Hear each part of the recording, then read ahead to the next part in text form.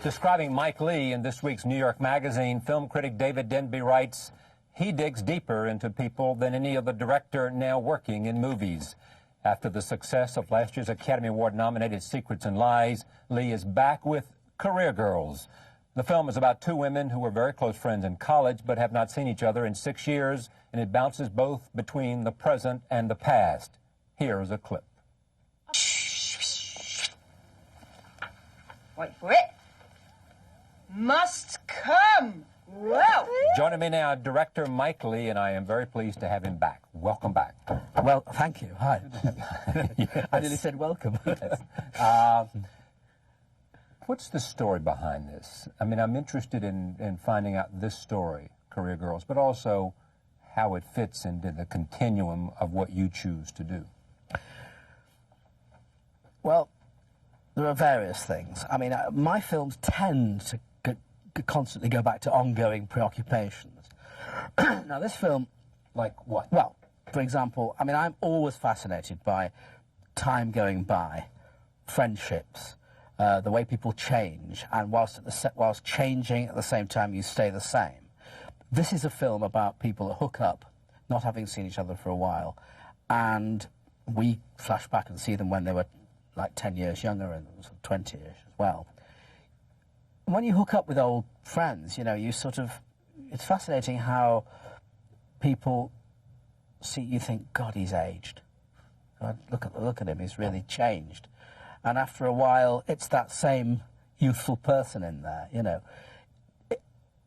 I mean, I dealt with it in Secrets and Lies in a different way. I mean, in Secrets and Lies, there was a huge amount of stuff going on about the past, yeah, and the way the past was catching up with the present and stuff. So it's that sort of preoccupation with the passing of time and the way life continues, and, you know, we have to cope or not cope, the way people fail to cope with all of that. I do this thing which we've talked about before, where we develop the characters and the relationships and things in long rehearsal periods, and the actors live. I have the actors live through the years and years of the characters' lives in order that when you arrive at the final time present of the movie, it's all there, all the layers and resonances are there, so that the characters really feel like real people. So what always happens is that I sit there in my capacity as the guy chairing it and looking for the story and directing the operation, and I see the development of these characters over these years and years, but finally I drop anchor and I say, okay, this is time present and this is the story, and then we tell the story, and often the past is only referred to, as it was, for example, in Secrets and Lies. They talk about the past. And what I thought, I mean, having done that any number of times, it suddenly occurred to me one day that I thought, well, why don't we make a film where we actually go back and I let the audience see those developing years.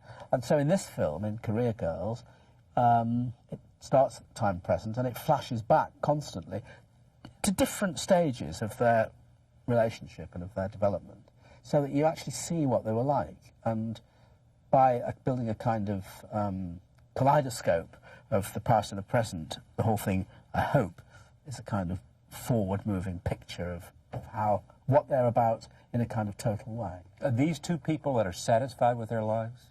No. I call it Career Girls because, you know, that's what they're being. You know, career girls. They've got careers, they've got jobs, they've got, you know, they seem to be doing all right. But it's not happening quite as they want it. It's not, you know, they haven't got what they want. They're not fulfilled. They haven't got the relationships they want and so forth. And it's a debate. I mean, I do, as you know, make films that are kind of open-ended in many ways. I mean, were they happier when they were students, or are they happier now? They were happier when they were students. Well, maybe, but they were still having a bad time when they were students as well. They weren't. You know, there was joy, and I mean, we've just seen a clip where, you know, where they're sort of enjoying themselves, but there's there's a kind of sardonic side to that game they're playing there. Life is not straightforward. And do they feel bounded by their circumstances, unable to break out? Present time. Yeah, yes and no. I mean, they're sort of locked. I mean, both of them. One. Do they feel doomed? I don't think they feel doomed. No, they don't. In fact, they're kind of. They still talk about hope and wishing and longing, and you know, they look on the It bright could all side. still turn out okay. Absolutely, yes, absolutely. But they, you know, I mean, both of them, each of them in their adult career girl mode, now in the 90s, each of them is in some way tied to her mother. One's got an alcoholic mother that she has to look after, and the other one has gone back to live with her mother, who she really gets, her problem is she really gets on with her mother, who was long since abandoned by her father, and so she feels she's really got to make the break again. How did the two actresses inform the characters? Catherine Cartledge, who plays Hannah, one of the two, who was in Naked, Breaking the Waves, and various other films, who is a brilliant, serious, comic, emotional character actress. They both are, actually. Brings to it this incredible humour. Hannah is a character with a great sense of humour, a sardonic sense of humour, a self-mocking sense of humour, a sarcastic sense of humour, but a sense of humour nonetheless. And when she's sort of young, when she's in her kind of 21 period, she's constantly going into all these different characters and doing different voices, all kinds of things. And I mean, you need to have an actress who can do all that, and Catherine is one of those. Linda Steadman, who I've not worked with before, who is a brilliant, emotional, sort of, you know, feeling kind of actress, really brought to it great compassion. And the great thing is they click together, which of course is always the You can never predict that. You can't. You can second guess it, but I mean, you know, it's the same as Brenda Blethyn and Marianne Jean-Baptiste, with whom I was here last Secrets and September. Lies. Yeah, Secrets and Lies. I mean, when it clicks, it's great, but you just hope it will. Roll tape. Here is another scene in which Hannah and Annie are reacquainting themselves with each other after not having seen each other, as we said, in 6 years, and talk about each other's traits and what they like about one another. You see, I envy your ability to stand on your own 2 feet. Yeah, but that's just self-protection, isn't it? And the way you deal with men. That's all I ever do is deal with them. Okay. You and I were just talking about the fact that women have these kind of conversations and men don't. On And you the said whole, to me, yeah. you should. No, well, you said... I said I don't. You said I don't, and I'm suggesting that you You should. said that I did. I did. I said, well, you talk to your girlfriend about things like this, Yeah. you know, but you don't. I mean, at most time I'm with guys, we're talking about sports or politics or things beyond ourselves, for the most part, 90% of the time. Yeah, it's about something else. It's not about ourselves, other than if you're working on a project. That's right. And you, sir? On the whole, I mean, there are relationships I've had with guys. I'm incidentally an entirely heterosexual person, I hasten to say. There are some old friends that I really can, 2 or 3, that we really can sit and chew the fat at this level. But on the whole, you're right. And I mean, I've got at least one very close friend where we never actually address things that we should. You know, it's true. Because it removes barriers between people. Not so much barriers, but it removes, it enhances who we are. I think that's It's right. more about enhancing than it is removing something. It would be easier to do a movie like this about 2 women than 2 men coming together, I guess. I guess you're right. Or you just like working with actresses more? No, I don't particularly. I like working with actresses. But I think that's a good challenge all the same. I think it's about time I did one about blokes, really. Yeah. Well, I was going to come to this later, but what are you on to next? I don't really like talking about what I do until I've done it, but just... Oh, just give me a taste. I will. I'll give you one thing. I'll tell you one single thing. The film that I'm preparing at the moment, which is going to take rather longer to come back with than this last one did, will be set in the 1880s. And that's all I'm going to tell you. Leading into the turn of the century. I'm saying That's no all more. you're going to tell me. That's right. That's enough.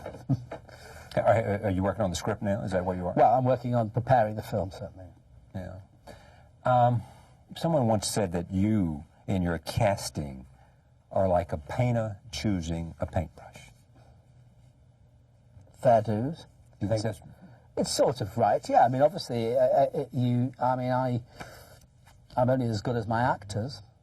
and the painter's only as good as his brush. That's interesting. You're only as good as your actors, but are your actors only as good as you are as a director? Absolutely. Really? I would say so.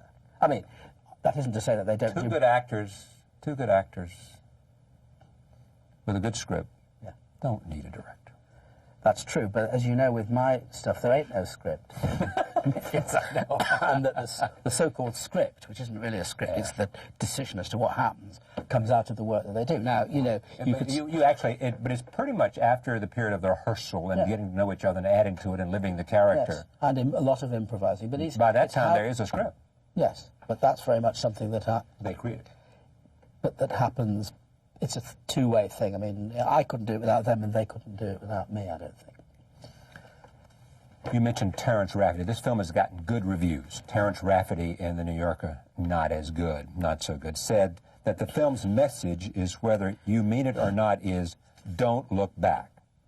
Is that the film's message? I don't know. I don't think it is, actually. I don't think... I think that looking back is a good thing to do. And in fact, I think they gain quite a lot from looking back in the film. What do they gain? Well, it makes them reevaluate and start each other and themselves, and start to appreciate some positive things in themselves and their relationship. So I think he's way off the mark. It amazes me how people can, in a sense, form impressions of how things are, which it seems to me frequently could do with a little correction, a little tacking to the left or right, in order to fully appreciate their worth and their possibilities. I think that's right, absolutely. And I think it's right. I think you're on the case, because that is sort of what this film's about. I think. I would say so. Otherwise, they'd be terribly depressed. Well, yes, it would be a sort of instantly terminal existence. You have no... Do you have a large ambition? Well, I mean, you're asking this question of a 54-year-old person. What's wrong with that? I mean, let me finish what I'm saying. That's not a criticism. It really is. Well, I'm not worried about criticism. No, but however, there's nothing wrong with it. I'm merely saying that you're asking the question of a middle-aged person who's been making movies for a very long time. Like, my first film was made in 1971, and I've been doing theatre before that. So it may be that the large ambition that you imply has kind of, in some way, been fulfilled, in the sense that, you know, I always wanted to make movies and get somewhere with it, and that seems to be what's happened. And that's a large ambition, and it has been fulfilled. Yes, absolutely. Now, I mean, I feel that the job is to go on making movies and get on with it, really. And you see, you're very different. Let me just say this. You didn't know you were coming for a therapy session, did you? No, I didn't, but it's great fun, and the tea is very good.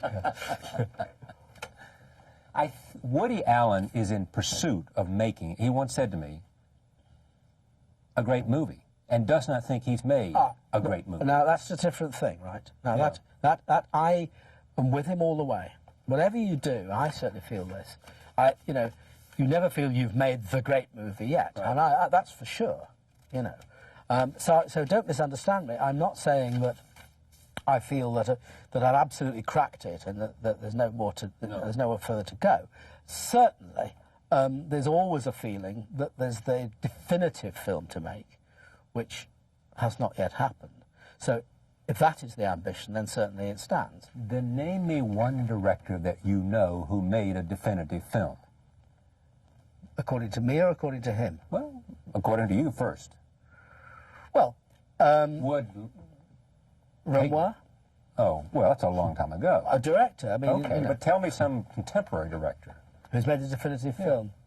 Yeah, and would David Lean have considered any of his films a definitive film? No idea. Okay. I mean, if he considered Lawrence of Arabia his definitive film, then, according to certain criteria, fair enough. Yeah, and he may have wanted to be defined as a great epic filmmaker. Yeah, I don't know. If he thought A Passage to India was a definitive film, then he was fooling himself, because it was a dreadful film, really, and a travesty of the book. I don't know. He was an old man by then. I don't know. All right. Who else? Don't know. It's a Certainly difficult not one. Wells, who never thought he'd made a definitive film. No, and the odds, the terrible, this is the other grisly, frightening possibility, the notion that maybe his best film was maybe Citizen Kane. Yes. I mean, I was talking to somebody earlier today That would be about terrible. Kubrick, Yeah. and, you know, Paths of Clockwork Glory. Orange, maybe. Paths no, of Glory. Paths of Glory, which was one of his earliest films, actually not his first film, but it was a very early film, was a definitive film, and it's an amazing film. And I'm very uncomfortable with the notion that, you know, that anybody's early or first film was their best. I mean, it makes me feel very uneasy. Yeah. It's a little bit like the stories they tell about the RAF pilots in World War II. Nothing they would ever do again would be as exciting and thrilling and consequential as what they did when they were in their 20s. Horrible thought. However, I know you don't like Naked, for example, but Naked is I felt when we did that film, and indeed Secrets and Lies as well. I am in a distinct minority about that. Well, and I adore your work. okay, but certainly those are pieces of work that I kind of felt I'd move forward, and everybody had pulled out the stops, and there were, you know. And it could be that I'm not that interested in the, for the lack of a better word, underlife of London. Could be. You know, and if it is, then you're not going to enjoy Naked. Fair do. Fair enough. Yes. You've loved movies all your life. Yep. Yes. Why? What was it about movies? Well, I mean, this is really a question with no answer, because, you know, if you're perhaps our age, no, I'm a year older than you. You are. So, I mean, we grew up at a time when you could see movies. I mean, we grew up with the movies. I mean, in the 40s and particularly the 50s, when when we were teenagers, you know. Yeah. In the 50s. The movies were there, you know. I mean, where I grew up in the north of England, Manchester, you could see movies, if they'd let you, or if you could afford it or whatever, you could see movies there were 14 local flea pit cinemas, without even going into the centre of town, where in the district where I lived, walking distance, where they always showed two films to a programme, and they changed the programme on Wednesdays and had a different programme on Sundays. So every Hollywood and British film that was made was there to be seen. So in a way, it's in our bloodstream, really. If I wanted to know about you and could only know about you through watching your movies, what do you think I'd find out? Well, I think you've got to watch all the movies. Well, so I watch them all. Yeah. I find out what? That you are enormously interested in, as you said at the beginning, relationships, history, memory. People, I suppose... Not heroes. No, I think that's right. I think it's the kind of... I mean, what I find, to me is it's the stuff of life, the raw, vulnerable, untidy, what we call warts and all, drips at the end of your nose. You know, did you wipe your bum this morning? You know, Yeah. I made a film. My first film, Bleak Moments, has a love scene, so called, where they kiss. It's a long, slow, fumbling, self-conscious, untidy piece of unsuccessful lovemaking.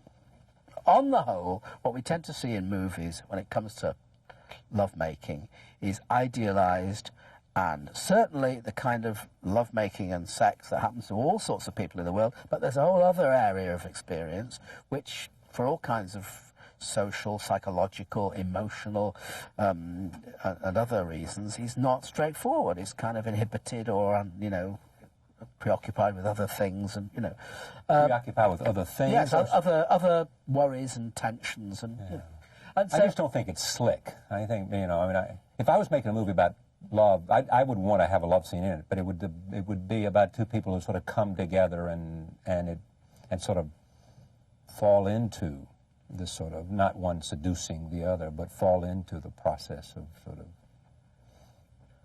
connecting, you know, and end up to the surprise of both in some ecstasy. To go back to your question, you'd also see, there's a lot of eating goes on in my films. I know. Why is that?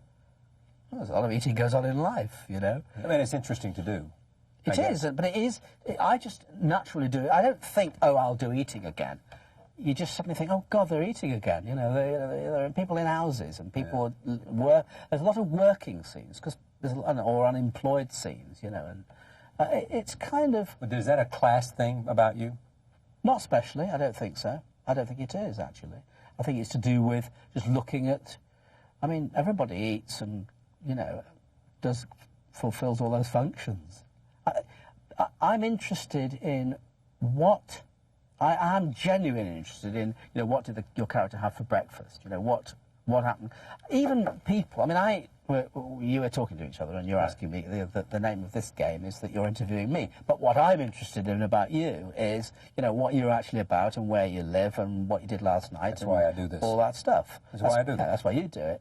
And you know, that is the thing that motivates me, and so that whatever character. Why did you do what you did, and what was it about this day and yesterday and yesterday and yesterday? Yeah, exactly. That's exactly it. And why I mean, not? when I was 12, on a very cold, on a snowy day in December, I stood in this small house in the hall with a lot of people, and my grandfather's coffin was brought downstairs by these 4 old guys, these old pallbearers, one of whom distinctly had a huge lump of long hanging snot hanging off the end of his nose. And I remember at the age of 12 thinking, you could film this. And that was an absolute moment when I definitely thought I wanted to be a filmmaker in a kind of elementary way. See, I'm not even a filmmaker, but like movies, I tell you almost once a day, I think of something that would say, that would be, some experience, a great scene in a movie. Yeah. That's the joy. But you see, in a way, the joy of cinema is that this is the medium that you can take out, and you know, of course, they were doing it long before cinema was invented. They painted, or they drew cartoons, or they wrote novels about it, or they sang songs about it. They painted pictures on tapes. Yes, but they did all of that. But the great thing about the movies is you really can create this wonderful, almost three-dimensional world and be out there and make it live. It's fantastic. I adore it, I must say. And we're glad you do. Thank you very much. Thank you. Pleasure. Thank you. Career Girls, the Mike Leigh film, getting good reviews at your local theater.